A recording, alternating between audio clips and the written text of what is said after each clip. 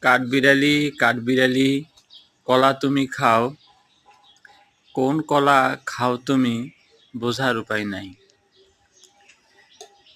মজা করে কলা সে খায়, দেখতে ভারী মিষ্টি।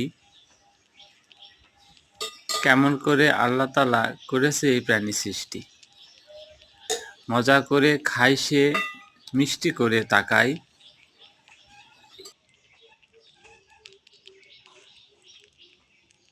আমার দিকে তাকায়।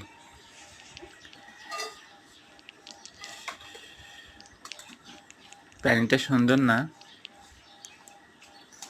সে এখনো শাবুক, তার গায়ের এখনো লোম পড়েনি। হয়তো অনেক সুন্দর দেখাবে ভবিষ্যতে।